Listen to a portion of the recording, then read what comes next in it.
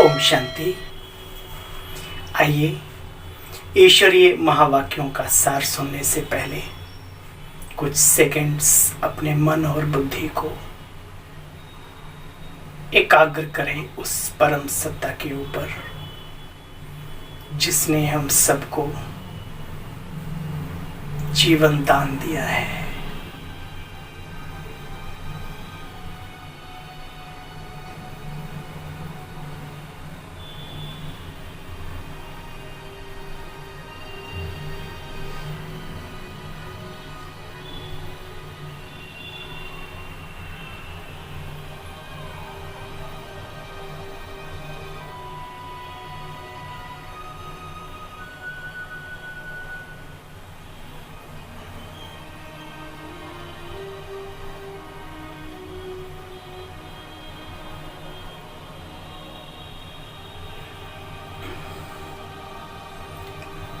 इसी स्वरूप में, इसी स्थिति में बाबा के अव्यक्त महावाक्यों का सार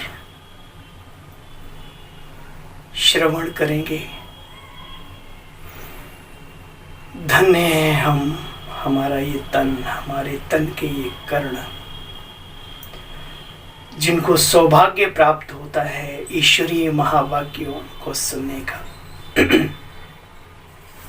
मुझे महाभारत का वो सीन याद आता है जब श्री कृष्ण अर्जुन को दिव्य साक्षात्कार करा रहे थे, ज्ञान दर्शन का बोध करा रहे थे, आत्मबोध का। ऋषि मुनि के प्रतीक, दृढ़ता के प्रतीक भीष्म पितामह को दिखाया गया, ये कहते हुए कि हे वायु के वेग, काश मेरे जीवन के सारे पुण्य आप ले लो और कुछ शब्दों का रसास्वादन मुझे करा दो। कहाँ की बात है मेरे बहनों और भाइयों, ये यहां की बात है। तो धन्य है हम, धन्य है हमारा जीवन, और धन्य धन्य बनाने वाला है हमारा बाबा। पिछले रविवार को अव्यक्त महावाक्यों में हमने सुना था होली हंस की परिभाषा क्या होती है। श्वेत कलर शुद्धता का प्रतीक, शांति का प्रतीक, और शुद्धता के बारे में बाबा ने कहा कि अपने तन को भी दिव्य आत्मा का मंदिर समझकर उसको शुद्ध रखना, खान पान से, आहार विहार, हर तरीके से, हर चीज में। ये तुम हंस, होली हंस आत्माओं का कर्तव्य है, तभी होली हंस आप कहलाए जाएंगे।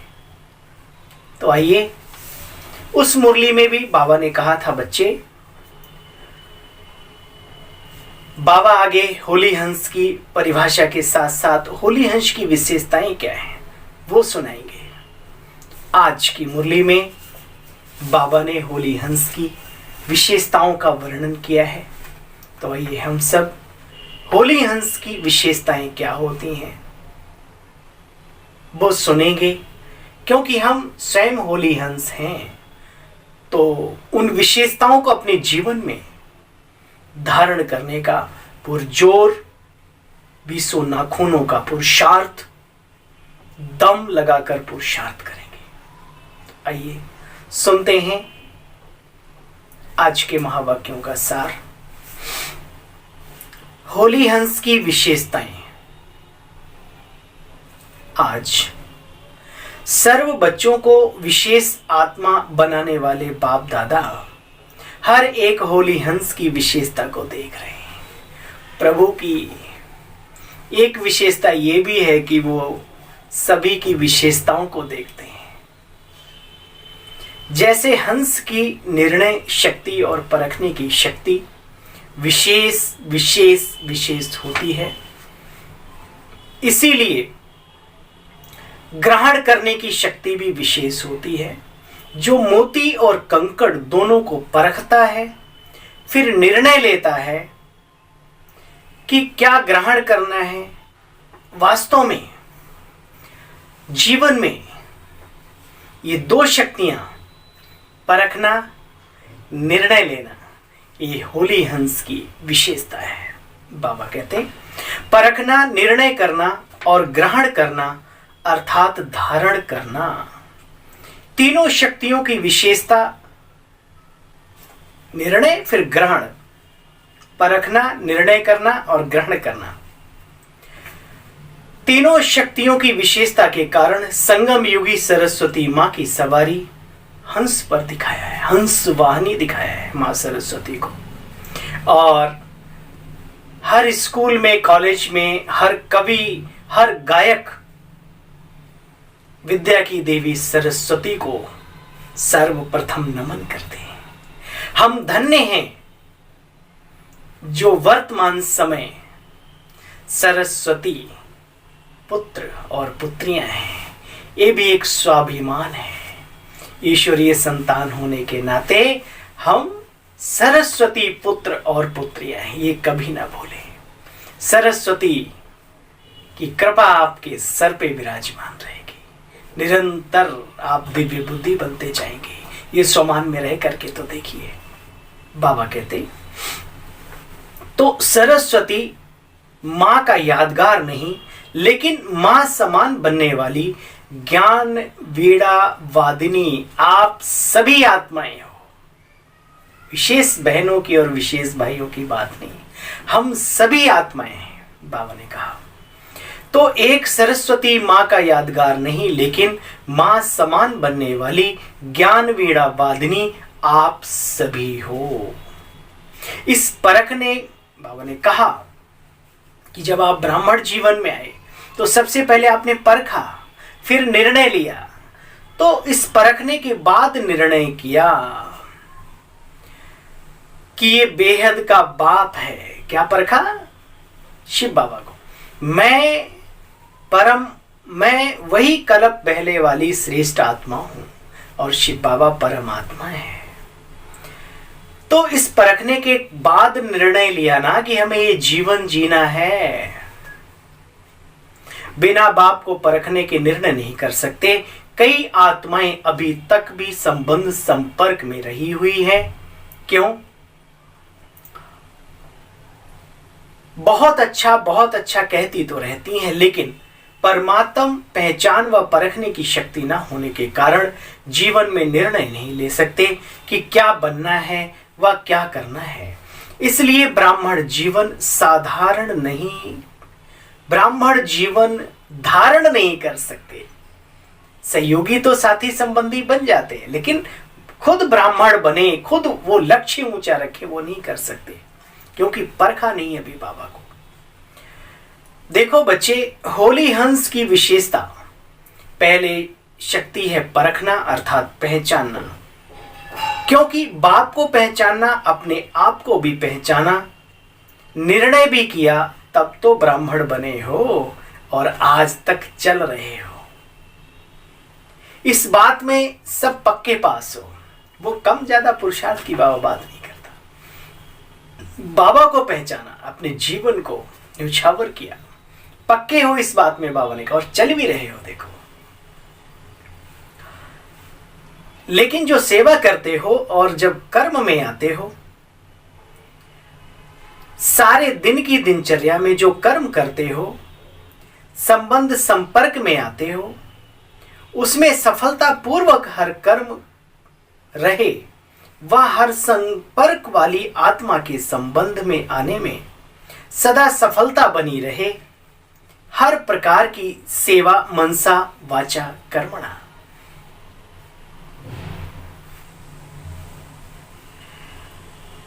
तीनों में सफलता सदा अनुभव हो, उसका भी आधार बच्चे परखने की शक्ति, निर्णय करने की शक्ति है।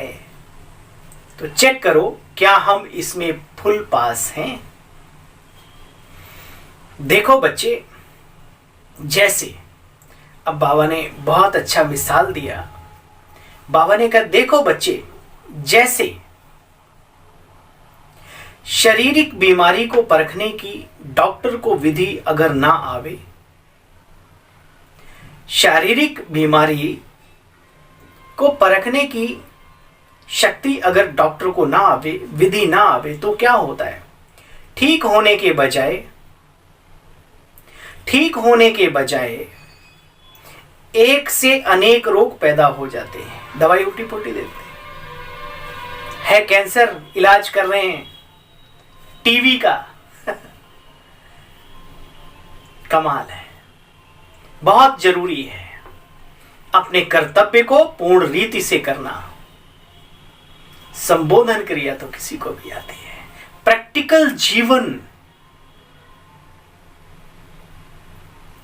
जीना, यही तो बाबा सिखा रहे हैं। बाबा कहते पेशेंट को संतुष्टता की सफलता फिर नहीं मिलती। दाढ़ में दर्द है, पेट दर्द का इलाज चल रहा है। बाबा कहते जिसको साधारण शब्दों में बाबा कहते हैं, बच्चे हर एक की नब्ज को देखो। अब ये यहाँ की बात है, आत्मिक बात है। बच्चे हर एक की नब्ज को देखो और नब्ज को पहचानो। देखो बच्चे, चलना भी जरूरी है और सभी को चलाना भी जरूरी है। ये हमारे बाप दादा के साथ साथ हमारी दीदी और हमारी दादियों ने ये कला सीखी, बाबा की बताई हुई। खुद तो चले ही चले, लेकिन जो जैसा चला उसको भी चलो भाई, चलते चलो। चलना और चलाना भी बच्चे जरूरी है। तो क्या करना पड़ेगा? बाप दादा कहते कि हर एक की नब्ज को पहचानो। पहचानने अर्थात परखने की शक्ति को तीव्र करो। जैसे कोई कमजोर शरीर वाला हो, आप सब अनुभवी हैं, हम सब अनुभवी हैं। जैसे कोई कमजोर शरीर वाला हो और उसको ज्यादा से ज्यादा ताकत का इंजेक्शन दे दो, तो क्या हालत होगी बच्चे? तो हार्ट फेल हो जाएगा और परमानेंट साइलेंस में चला जाएगा। ऐसे अगर संबंध में आने वाली आत्मा कमजोर है, आत्मा में हिम्मत नहीं है, लेकिन आप उसको शिक्षा की डोज देते जाओ, उसका मूड, समय, वायुमंडल परख ना सके, तो जानते हो रिजल्ट क्या होती है, क्या होगी।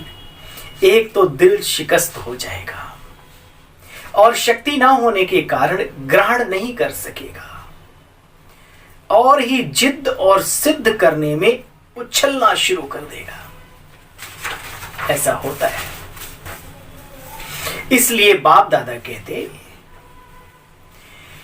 हे महारथी आत्माओं, शिक्षा भल दो, लेकिन सब बातों को परख कर फिर कदम उठाओ कि ये पावरफुल डोज हजम कर पाएगी या नहीं। जरूरी है। इसलिए समझदार डॉक्टर क्या कहते हैं? पहले थोड़ा सा लगा देते हैं, भाई थोड़ी देर बैठो इधर। एक्सेप्ट बॉडी करती है, नहीं करती ताकतवर इंजेक्शन को, फिर उसके हिसाब से वो उतनी ही पावर का इंजेक्शन देते हैं जितनी पावर को बॉडी एक्सेप्ट कर ले, झेल ले। बहुत शक्तिशाली भोजन खा रहे हो, किसी का पाचन तंत्र ही खराब है, तो क्या होगा? तो समझदारी वही है कि उसको वही चीज दी जाए जो सुपाच्य हो, जिससे थोड़ी थोड़ी ताकत बने, लेकिन बने। ऐसा ना हो कि उल्टी हो जाए। तो बाबा कहते परख कर कदम उठाओ। ये आजकल अच्छा कहना तो एक रस्म, एक रीति हो गई, क्योंकि आप बुरी बातें तो करते नहीं हो, इसलिए अच्छे हो तो अच्छा तो कहेंगे सब। बाबा कहते जैसे कोई मुक्ति का इच्छुक हो, उसको आप जीवन मुक्ति और मुक्ति दोनों भी दे दो, लेकिन अगर उसमें रुचि नहीं रख पाएगा, चाहिए उसे एक चीज दे दो दोनों, तो कैसे रुचि रख पाएगा? मिसाल के तौर पे आप सबको याद होगा, ये स्टोरी बहुत जीवन उपयोगी है। हम सभी विश्व सेवाधारी आत्माओं के लिए। महात्मा गौतम बुद्ध जी के बारे में कहा जाता है कि उनके शिष्यों में कि हम बढ़े, कि हम बढ़े, कि हम बढ़े। तो उन्होंने पेपर लिया और एक साधु, एक व्यक्ति, एक वहां से सज्जन निकल रहे थे। दिनहीन हालत थी, कई दिनों से भूखे प्यासे थे। तो महात्मा जी ने कहा कि भाई आप जाइए और जरा इनका देखो, इन्हें ज्ञान व्यान दो। दौड़े कुछ लोग, बड़े होशियार थे, समझदार थे। बोले अरे भाई आप कहाँ जा रहे हो इतने? बोला क्या बात है? बोला देखो ऐसा है, हमारे गुरुदेव जी ठहरे हुए हैं गौतम बुद्ध जी, तो आप आइए और उनके शिष्य बनिए। और क्या, इससे बढ़िया और जीवन क्या हो सकता है? ज्ञान की बड़ी बड़ी लंबी चौड़ी बात है। वो आया नहीं, उसने मुड़कर देखा तक नहीं, उसे मन में कुछ आया नहीं। बोला भाई तुम मेरा पीछा छोड़ो। दूसरा शिष्य था जो समझदार था, कहते हैं जब वो गया अकेला तो जाते ही उसने सबसे पहले नतमस्तक हुआ, प्रणाम किया, आदर सत्कार किया कि प्रभु आप कहाँ जा रहे हैं? तो आप कौन? बोला नहीं, आपकी दीनहीन दशा को देखकर मुझे लगा आप मेरे भाई हैं, प्रभु संतान हैं। आप कहाँ जा रहे हैं इधर? तो मैं थोड़ा आपकी कोई मदद कर सकता हूँ क्या? बोला हाँ बताइए, मुझे थोड़ा पानी की चाहत है। हाँ हाँ क्यों नहीं, आइए आइए। वो आश्रम ले गया और वहाँ पहले बिस्तरा बिछाया, छाया में बैठो, फटाफट बढ़िया सा पानी लेके आया, आप पीजिए पीजिए। बोला मुझे लगता है कि आप भूखे भी हैं। तो भरपेट भोजन कराया आश्रम से ले आके, आराम से सो गया वो तन्ना मार के। जब वो जगह उसने करी, वो कहाँ है व्यक्ति जिसने मुझे ऐसे ऐसे किया? कई दिनों का भूखा था वो, उसकी बुद्धि बिल्कुल अपसेट हो गई थी। ढूंढा कोई, क्या हुआ? बोला ये है। अच्छा। बोला आप ये क्या है यहाँ पर, मुझे भी बताइए। और वो शिष्य बन गया, परम भक्त बन गया उनका। ये बात हर जगह पर लागू करती है, हम सभी के जीवन के लिए बहुत उपयोगी कहानी है। तो बाबा ने सिखाया, बताया, समझाया, बच्चे पानी के प्यासे को 36 प्रकार का भोजन दे दो, लेकिन वह संतुष्ट नहीं होगा। संतुष्ट तो पानी की बूंद से ही होगा, ना कि भोजन से। अपने जीवन में देखो, प्यास लगी हो, आपको भोजन कोई दे तो आप तो पहले पानी मांगे, अरे भाई पहले पानी ले आओ, है ना? तो यही होता है सभी के साथ, ना कि भोजन से। बाबा कहते किसी को धारणा की बातें सुनना अच्छा लगता है, उसको आप कल्प 5000 वर्ष का व गीता का भगवान कौन है ये बताना शुरू कर दो, तो बच्चे इंटरेस्ट ही खत्म हो जाएगा। जो सुन रहा है वो भी नहीं सुनेगा, भाग जाएगा। तो बच्चे, बाप कहते हैं चाहे अज्ञानी हो, चाहे सेवा साथी हो, दोनों में सफलता का आधार है परखने की शक्ति। और जब ये शक्ति आ जाएगी तो क्या बन जाएंगे? नंबर 1 सफलता मूर्त। चाहे सेवाओं में, चाहे संबंधों में, लक्ष्य को प्राप्त करने के लिए इस लक्षण को धारण करो।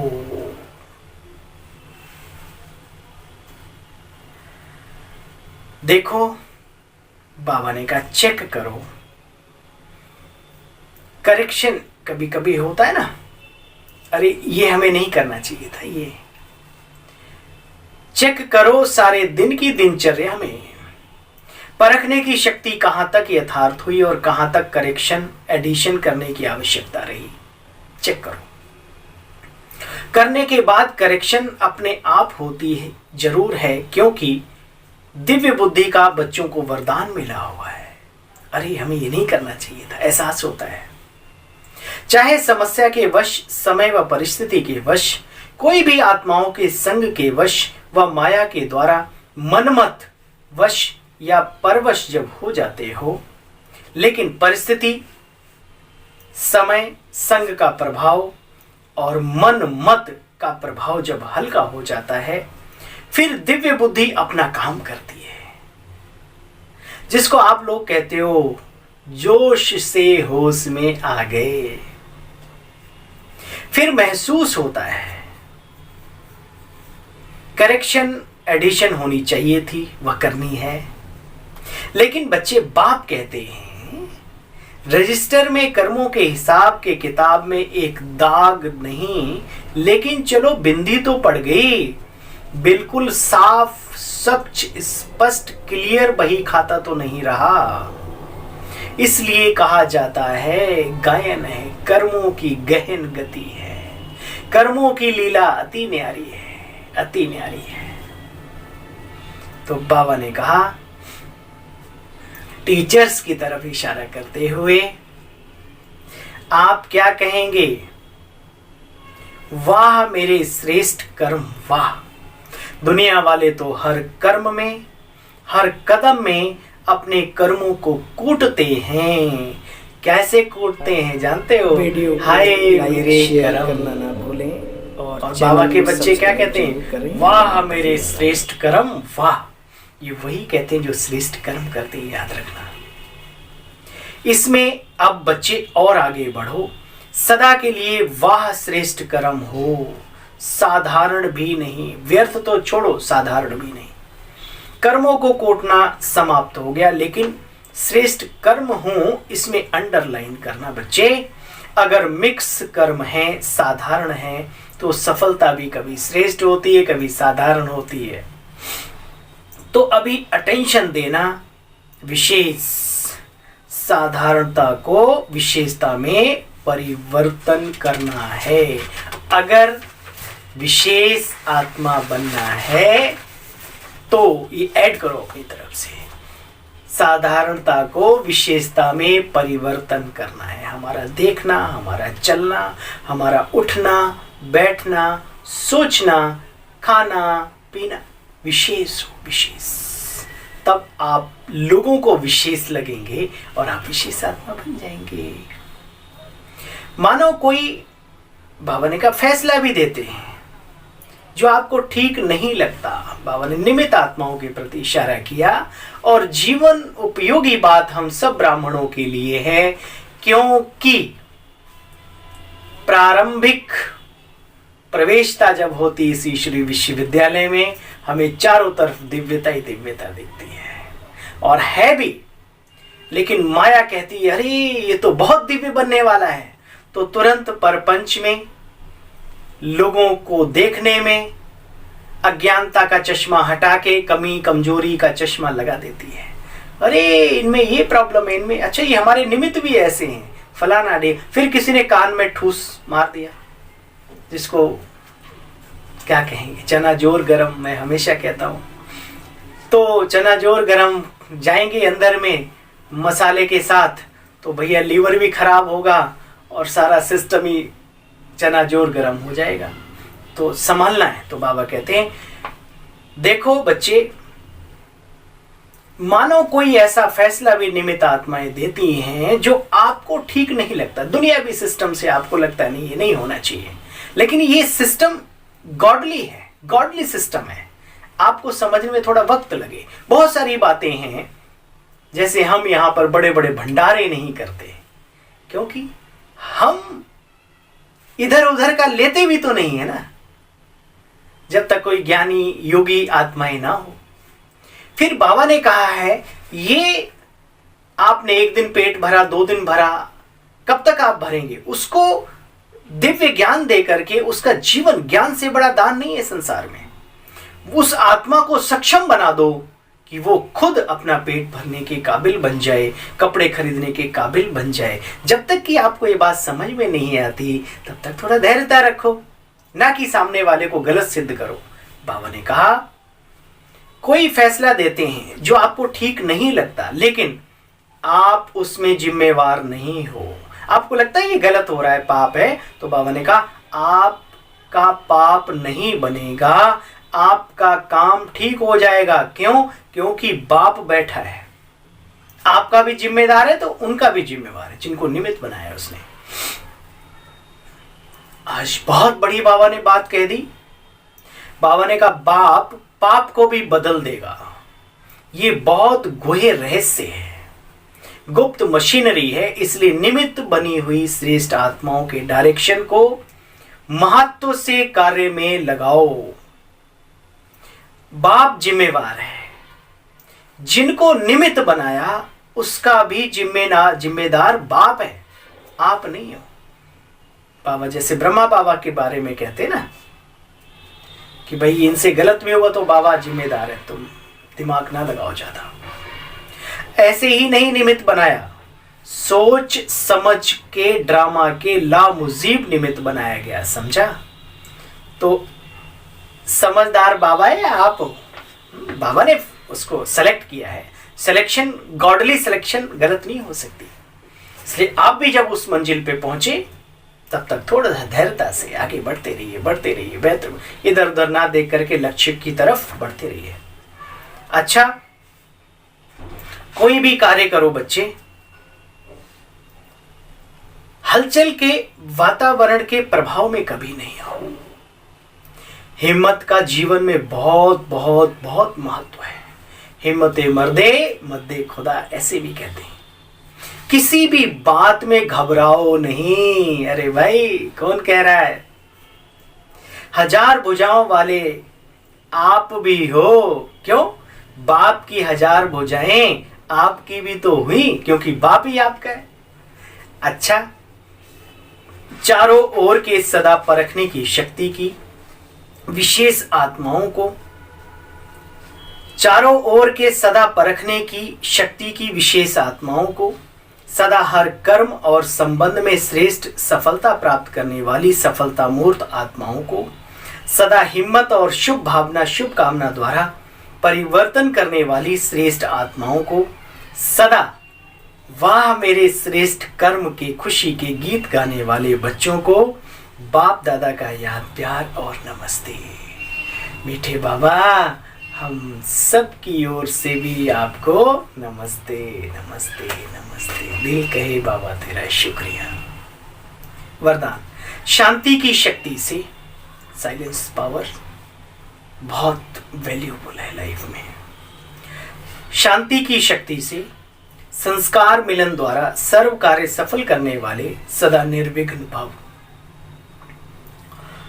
जीवन में सदा निर्विघ्न वही रह सकता है, अंडरलाइन करो, जो सी फादर फॉलो फादर करता है। देखता भी बाबा को है, फॉलो भी बाबा को करता है। सी ब्रदर सी सिस्टर करने से हलचल होती है, क्योंकि वो पुरुषार्थी हैं।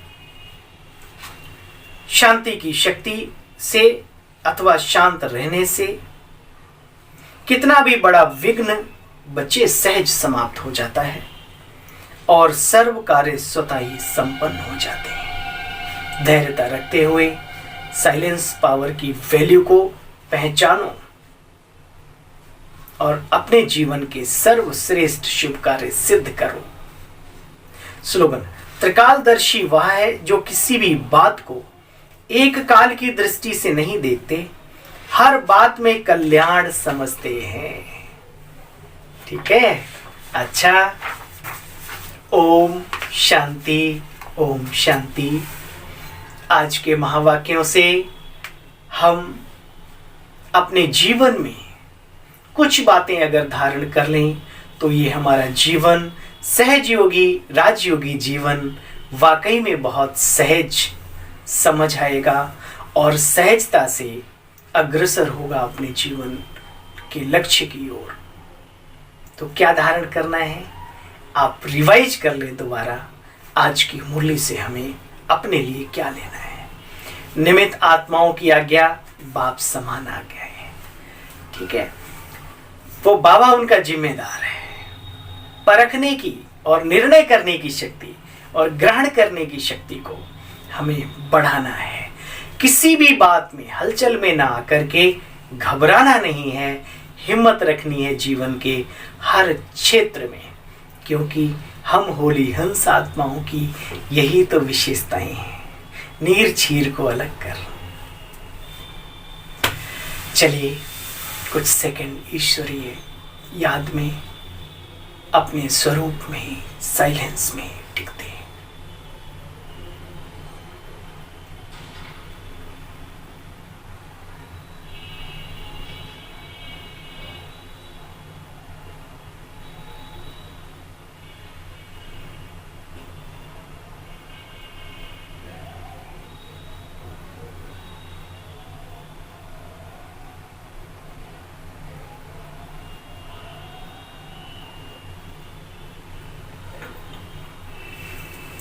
ओम शांति। आप सभी बहन भाइयों को